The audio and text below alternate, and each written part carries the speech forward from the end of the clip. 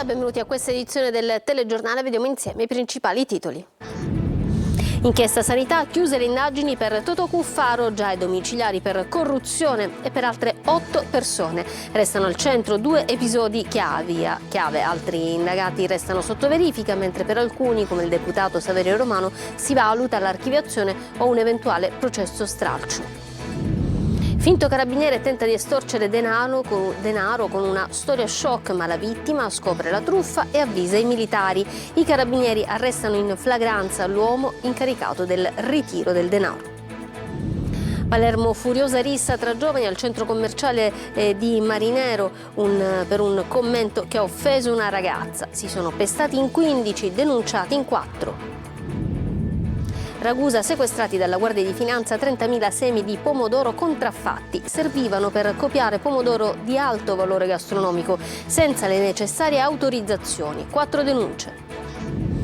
Ancona, capitale della cultura, ma Catania non demorde. Il sindaco trentino dice: non è una bocciatura, il nostro percorso va avanti. Il musical Rivelazione, la città delle Amazzoni, approda al Metropolitan di Catania.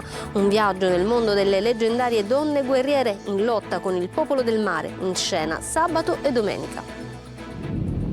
Calcio per il Palermo e di nuovo vigilia di campionato. Domani i rosanero faranno visita al Padova. Inzaghi: ci siamo preparati bene. A Catania c'è attesa e curiosità per il debutto sulla panchina rossa-azzurra di William Viali. Il lunedì al Massimino arriverà il Casarano. Il nuovo allenatore degli etnei lavora a soluzioni tattiche alternative.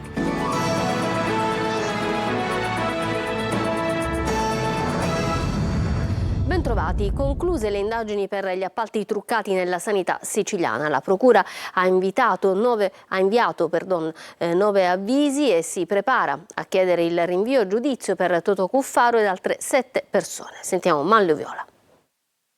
La Procura di Palermo ha chiuso la prima parte delle indagini sugli appalti alla regione siciliana. Si tratta dell'inchiesta che ha riguardato soprattutto la sanità regionale, ma ha coinvolto anche alcune procedure di stabilizzazione di personale precario e un consorzio di bonifica. I PM hanno notificato gli avvisi di conclusione dell'inchiesta però solo alla metà delle persone indagate in prima istanza e per le quali era stato chiesto l'arresto. Delle 18 persone coinvolte nella prima fase, 2 sono uscite di scena, per un'altra decina l'arresto è stato respinto. Gli avvisi di conclusione delle indagini notificati sono nel complesso 9, ma soltanto 8 riguardano persone fisiche. Il 9° avviso riguarda invece la società Dussmann. Il documento di conclusione è un atto che spesso precede la richiesta di rinvio a giudizio. Tra i destinatari fisici del provvedimento c'è anche l'ex governatore siciliano ed ex segretario nazionale della DC Totò Cuffaro, che attualmente si trova agli arresti domiciliari con le accuse di corruzione e traffico di influenze. Insieme a Cuffaro l'avviso di conclusione delle indagini è stato notificato anche a Ferdinando Aiello, Roberto Colletti, l'ex manager dell'ospedale Villa Sofia Cervello, Marco Dammone, Antonio Iacono, Mauro Marchese, Sergio Mazzola e al collaboratore personale di Cuffaro Vito Raso. Le posizioni degli altri indagati invece restano ancora al vaglio della Procura, che sta eseguendo altri accertamenti e poi deciderà se procedere alla richiesta di un processo stralcio o, come nel caso del deputato di Noi Moderati Saverio Romano, di procedere con la richiesta di archiviazione. Il GIP di Palermo ha disposto nuovi approfondimenti sull'inchiesta per la morte dell'imprenditore Angelo Onorato, respingendo la richiesta di archiviazione. Accolta l'opposizione della moglie Francesca Donato, il giudice ha concesso altri 6 mesi di indagini. Gli inquirenti propendono per l'ipotesi di suicidio, mentre la famiglia continua a sostenere che si tratti di omicidio. Ancora una truffa con la tecnica del finto carabiniere, ma questa volta la vittima, una donna di Aragona nell'Agrigentino, con sangue freddo, riesce a far arrestare in flagranza l'uomo che voleva estorcerle del denaro. E per farlo aveva inventato una storia, pensate, abbastanza pesante. Sentiamo Davide Sardo. Truffa shock con la tecnica del finto carabiniere. Suo figlio ha investito una donna incinta, il bambino è morto e con questa telefonata che un uomo di 41 anni incensurato di Paternò in provincia di Catania ha tentato di raggirare una donna ad Aragona nell'Agrigentino. Alla vittima è stato raccontato che il figlio era coinvolto in un grave incidente e che per evitare denunce e conseguenze penali bisognava pagare subito, contanti oppure oro. Una richiesta urgente costruita per spaventare, ma la donna è stata lucida e anche molto abile. Ha capito il tentativo di truffa e ha chiamato i veri carabinieri, riuscendo ad intrattenere il truffatore al telefono fino al loro arrivo. I militari hanno anche ascoltato la telefonata. A quel punto è scattato il piano. I carabinieri si sono nascosti in casa in attesa dell'uomo incaricato di ritirare il denaro. Quando il cosiddetto esattore si è presentato alla porta è scattato il blitz. L'uomo è stato bloccato e arrestato in flagranza. Dopo l'arresto è stato portato in caserma ad Aragona e poi trasferito al carcere Petrusa di Agrigento in attesa delle decisioni dei magistrati. Perquisita anche l'auto utilizzata dal truffatore, risultata presa a noleggio. Un tentativo fallito grazie alla prontezza della vittima e al tempestivo intervento dei carabinieri. Marineo, in provincia di Palermo, maxi rissa tra 15 persone al centro commerciale Candy Shop, la violenta scazzottata nata dal commento di un giovane che ha offeso una ragazza. Sentiamo tutti i dettagli da Marco Gulla. Prima uno sguardo, poi un apprezzamento che ha scatenato una feroce e violenta rissa. Siamo a Marineo, in provincia di Palermo. Un apprezzamento rivolto da un giovane a una ragazza ha scatenato una scazzottata nei pressi del centro commerciale Candy Shop. In 15 se le sono date di santa ragione fino a quando non sono arrivati i carabinieri chiamati da clienti e titolari. A innescare la rissa è stata la stessa ragazza che dopo il complimento poco rispettoso rivoltole ha colpito con una borsa il giovane. Dopo che i militari hanno riportato la calma, in 4 tra i 25 e i 45 anni sono stati denunciati per rissa. Uno dei denunciati era inizialmente estraneo alla lite e ha preso parte quando si è accorto che lo specchietto della sua auto era stato danneggiato. Pugni, calci, spintoni, il tutto davanti a tanta gente che ha provato anche a riportare la calma. L'intervento dei carabinieri ha permesso di disperdere i presenti, la maggior parte dei quali intervenuti esclusivamente nel tentativo appunto di sedare gli animi e di identificare i principali responsabili della rissa. I coinvolti hanno riportato lievi lesioni ma hanno rifiutato l'assistenza del personale sanitario del 118, fatto convergere sul posto. Maxi sequestro di semi di pomodoro di alto valore gastronomico contraffatti nel Ragusano. Scoperta una filiera illegale tra Vittoria e Gela. Sentiamo Veronica Barbarino. Sequestrati oltre 30.000 semi di pomodoro di alto valore agronomico nel Ragusano. L'operazione, coordinata dalla Procura di Ragusa e condotta dalla Guardia di Finanza insieme all'Ispettorato contro le frodi alimentari di Vittoria, ha portato ad una vera e propria filiera della contraffazione.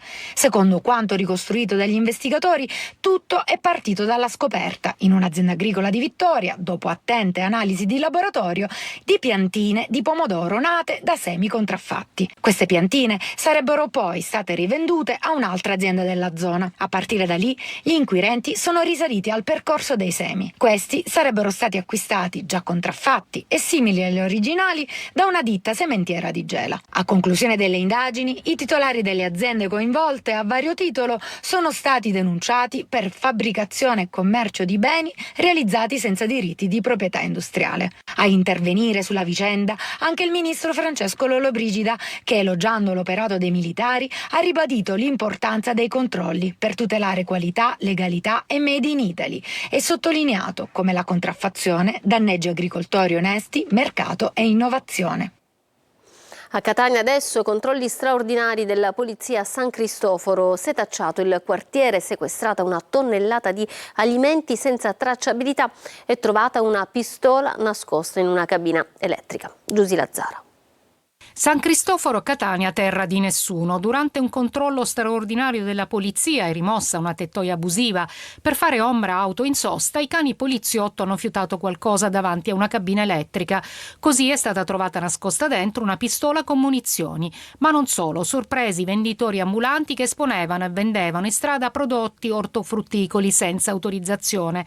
Scattate multe per 10.000 euro e sequestrato una tonnellata di alimenti privi di tracciabilità. Disposta anche la pulizia dell'intera area con la rimozione di quasi 2 tonnellate di rifiuti, tra cassette in legno e in plastica, banchi per la vendita abbandonati nel tempo dai venditori ambulanti. Ripristinata così la fruibilità del marciapiede per i pedoni. I poliziotti hanno attivato anche posti di blocco in punti strategici del quartiere. Identificate 150 persone, oltre la metà risultate con precedenti e alcune destinatarie di misure di prevenzione. A Palermo la Guardia di Finanza ha sequestrato lo stabile che ospitava l'ex centro meccanografico del Banco di Sicilia. Costruito negli anni 70, l'immobile deve essere liberato dall'amianto, ma secondo l'accusa i lavori di smaltimento comporterebbero rischi per la salute degli abitanti dell'area. Manlio Viola. Lavori di demolizione e ristrutturazione in pieno centro residenziale della città di Palermo senza smaltire l'amianto a norma di legge e lavorando senza le dovute precauzioni necessarie per evitare le polveri sottili. La Guardia di Finanza ha posto sotto sequestro un intero stabile nel centro residenziale della città e il relativo cantiere di ristrutturazione. Si tratta dell'ex centro meccanografico del Banco di Sicilia che era passato ad Unicredit insieme all'acquisizione degli sportelli bancari. Lo stabile, ormai dismesso, era stato ceduto ad una società che aveva avviato operazioni di ristrutturazione. L'edificio, realizzato negli anni 70, è saturo di amianto, ma le opere di ristrutturazione non ne stavano tenendo conto e le lavorazioni di smaltimento stavano avvenendo, secondo l'accusa, incuranti del rischio. L'ispezione della Guardia di Finanza è partita dalla segnalazione di alcuni abitanti della zona e in particolare delle via Adria e via Merenda che sorgono intorno allo stabile in questione. I residenti sono infatti preoccupati dei rischi ambientali e per la salute. L'ispezione avrebbe confermato i sospetti proprio degli abitanti e per questo è scattato il sequestro dell'intero immobile. La magistratura ha disposto una campionatura dell'area per verificare i livelli di polveri sottili da amianto. La denuncia è scattata per il proprietario dell'immobile, per il direttore dei lavori e per il legale rappresentante dell'impresa, mentre il GIP ha convalidato il sequestro. A Palermo recuperati 2 corpi in mare nei pressi della spiaggia dell'Arenella. Nel Palermitano appunto i corpi sono di 2 uomini. Per accertare le cause dei decessi sarà disposta l'autopsia. Non è escluso che possano essere 2 migranti che hanno perso la vita durante un naufragio. La morte potrebbe risalire all'incirca a 10 giorni fa.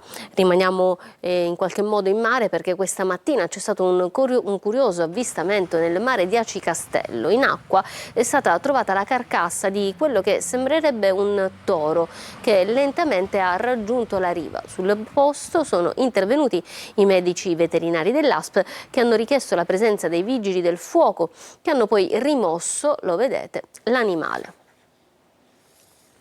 Ancona è la nuova capitale della cultura italiana, ma Catania non demorde. Il sindaco trentino dice non è una bocciatura, il nostro percorso va avanti, come ha raccontato a Tonino De Mano. Auguri ad Ancona, ma Catania non demorde e soprattutto non ha subito una bocciatura. Lo ha detto a caldo il sindaco trentino e lo ha ribadito l'arcivescovo Renna dopo l'aggiudicazione della città marchigiana a capitale della cultura al posto dell'uscente Agrigento. Il dossier Catania Continua va rispettato ed onorato. In poche parole, il percorso non si ferma visto che la candidatura di Catania non era un punto di arrivo ma un metodo, una visione strategica per la città che comunque intende portare avanti. Ma in ogni caso vogliamo andare avanti perché cosa significa cultura? Significa anche compartecipazione, significa vivere in un contesto diverso dal passato. Allora i messaggi devono essere 2. Uno, per quanto riguarda il risultato di Roma, smettiamola di piangere come si faceva in passato, immaginando scenari chissà di qual genere, dicendo che la colpa è di Agrigento, il fatto che Gibellina avesse avuto già un riconoscimento come capitale dell'arte contemporanea avrà penalizzato. Non ci interessa, buon lavoro ad Ancona, i migliori auguri, siamo certi che faranno bene, ma non dobbiamo più continuare a lamentarci come abbiamo sempre fatto, ma dobbiamo reagire. Questa è l'impostazione che noi cittadini catanesi dobbiamo dare per ogni azione del nostro operato. Ancona riceverà dal Ministero un contributo di 1 milione di euro per attuare il suo programma, ma 1 milione di euro derivante dalla tassa di soggiorno Catania lo destinerà comunque al suo piano cultura. Piano, abbiamo detto, l'avremmo realizzato in ogni caso. Il 1 milione di euro che noi abbiamo destinato a capitale della cultura dalla tassa di soggiorno continueremo a destinarlo per la realizzazione di questo piano che adesso moduleremo e presenteremo a maggio, perché abbiamo bisogno di dare stimoli nuovi soprattutto ai nostri ragazzi. A Messina è stata demolita l'ultima baracca di via Ennio V nel rione Taormina, segnando un passo importante nel risanamento dell'area. L'intervento ha già portato all'abbattimento di decine di abitazioni precarie, liberando uno spazio strategico per la città che permetterà dunque di migliorare la viabilità di tutta la zona. Andiamo a Catania, adesso città dell'inclusione, spazi, linguaggi e comunità del futuro. 2 giorni alle Ciminiere di Catania, appunto, con gli studenti indiscussi protagonisti. Uno degli appuntamenti più attesi è stato lo speed date con il sindaco trentino, un format innovativo dove è stato possibile fare domande dirette e instaurare un dibattito di cittadinanza attiva. Numerose le domande e altrettante le risposte selezionate da un'apposita piattaforma digitale. Simpatico siparietto in apertura con lo stesso Trentino che ha ironizzato con i ragazzi sulle recenti allerte meteo. Luoghi storici, ville, palazzi e chiese nascoste saranno svelate questo fine settimana grazie alle giornate Fai di primavera, un'occasione unica per scoprire tesori nascosti, itinerari multisensoriali e accessibili a tutti. Desira Ferlito. Catania apre le sue porte, 21 luoghi storici e nascosti della città e della provincia saranno visitabili grazie alle giornate Fai di primavera, questo fine settimana. Palazzi nobiliari, ville antiche, chiese storiche e spazi solitamente chiusi al pubblico raccontano il cuore e la storia del territorio ionico-etneo. Tra le gemme aperte al pubblico il Museo dei Saperi e delle Mirabilie Siciliane, il criptoportico del Giardino Bellini, il Balneum di Piazza Dante, il Palazzo della Banca d'Italia e il Palazzo delle Finanze, con itinerari anche ad Acireale, Giarre, Mascalucia, Mineo, Mister Bianco e Piedimonte Etneo. Quest'anno grande attenzione all'accessibilità, percorsi dedicati per non vedenti, ipovedenti e persone con disabilità uditiva, con interpreti LIS e visite multisensoriali.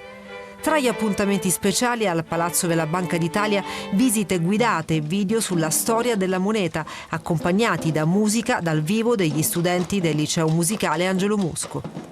Un'occasione imperdibile per scoprire i tesori nascosti di Catania e dei suoi dintorni, tra storia, arte e cultura. Ancora a Catania, il musical Rivelazione, la città delle Amazzoni approda al Metropolitan, un viaggio nel mondo delle leggendarie donne guerriere in lotta con il popolo del mare, in scena domani e domenica. Giusy Lazzaro.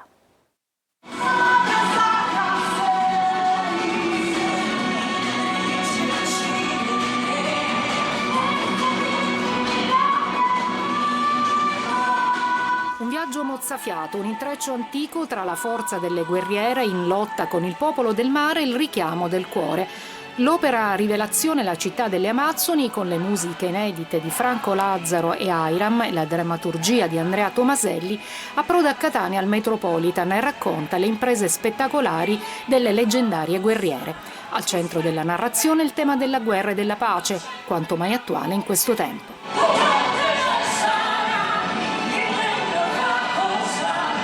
Le coreografie di Erika Spagnolo in una Grecia antica immaginifica, il fiero popolo delle Amazzoni, guidato dalla regina Tandra, interpretata da Laura Sfilio, è scosso dall'incontro con il popolo del mare e il suo comandante Laiol, con Alessandro Incognito che firma anche la regia.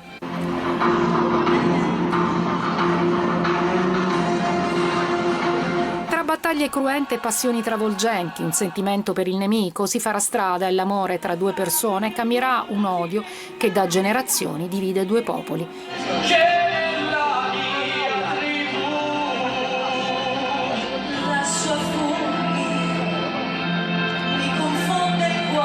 In scena domani e domenica al Teatro Metropolitan di Catania.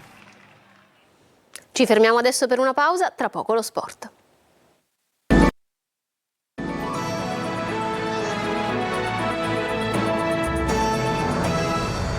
Ritorniamo in studio con lo sport, vigilia di campionato per il Palermo che domani farà visita al Padova. Rosanero che sperano ancora nella promozione diretta ma devono tornare a vincere. Marco Gullà. Ultima chiamata per l'aereo promozione diretta. Il Palermo ha fatto il check-in ma rischia di rimanere a terra. Domani all'Euganeo contro il Padova i rosanero devono necessariamente vincere e sperare nei passi falsi delle dirette concorrenti. In programma c'è anche Monza-Venezia, mentre il Frosinone, terzo, giocherà a Bolzano. La formazione di Inzaghi, con una combinazione favorevole di risultati, potrebbe tornare a sperare, ma ovviamente deve prima pensare al suo cammino e a vincere contro un coriaceo Padova. Inzaghi ritrova Ranocchia, la sua assenza contro la Juve Stabia si è sentita e come. Il Palermo è apparso senza idee e con una costruzione macchinosa del gioco. Occorre quindi una sterzata che dovrà arrivare già domani all'Euganeo. Inzaghi valuta anche lo stato di forma e i tempi di recupero dei singoli. Quella di Padova sarà la sesta partita in 20 giorni, un tour de force prima della sosta che inevitabilmente pesa sulle gambe e sulla testa dei giocatori. Il principale dubbio riguarda la tre quarti. L'Eduaron, tenuto inizialmente in panchina contro la Juve Stabia, potrebbe tornare titolare, ma Inzaghi potrebbe anche scegliere di dare continuità a Jonsen. In difesa invece dovrebbe tornare Peda titolare. Penso che la squadra debba arrivare bene, abbiamo voglia di tornare subito a vincere, per cui la squadra si è preparata bene, dobbiamo capire chi ha recuperato da queste due partite in 4 giorni, però io penso che andremo a fare una grande partita, la squadra sente la necessità di tornare a vincere e ci proveremo in tutti i modi. E c'è attesa ma anche curiosità per il primo Catania di William Viali che lunedì sera ospiterà al Massimino il Casarano. Il nuovo allenatore sta provando diverse soluzioni per conoscere gli uomini e le caratteristiche della squadra, come ci racconta Francesco Triolo. Un secondo posto da difendere, un obiettivo alla Serie B dichiarato con ancora più forza. Il primo Catania versione Viali si vedrà già da lunedì sera contro il Casarano, formazione che arriva al Massimino dopo aver battuto il Cosenza, ovvero quella che era la terza forza del campionato.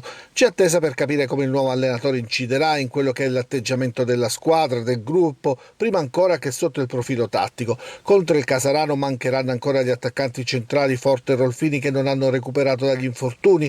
Viali dai primi allenamenti sta cercando di capire le condizioni di Ciccerelli che sta recuperando dall'infortunio e potrebbe anche essere convocato. Poi è un altro aspetto se verrà utilizzato, però è una decisione che potrà avvenire solo alla vigilia della partita.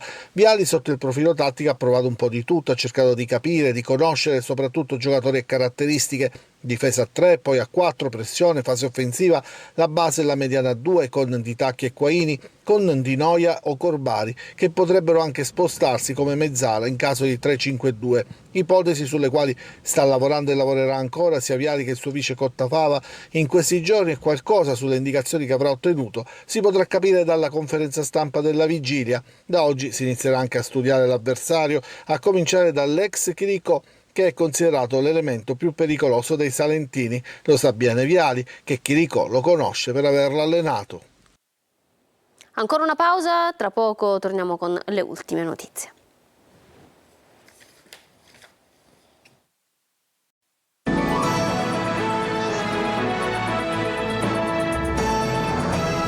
Ritorniamo in studio, prima di chiudere ancora una notizia, andiamo a Palermo perché un uomo è entrato alle poste di Palermo in via Enrico Toti, ha minacciato i dipendenti facendo credere di essere armato e si è fatto consegnare la cassa portando via circa 60.000 euro. Ad attenderlo però fuori ha trovato i poliziotti della squadra mobile che sono riusciti a bloccarlo e a recuperare i soldi. Sono intervenuti anche gli agenti della scientifica per eseguire i rilievi e acquisire le immagini dei sistemi di videosorveglianza. Questa dunque era l'ultima notizia, il TG finisce qua, grazie per essere stati con noi da parte mia dei tecnici della regia che hanno lavorato a questa edizione, un buon proseguimento di serata, arrivederci.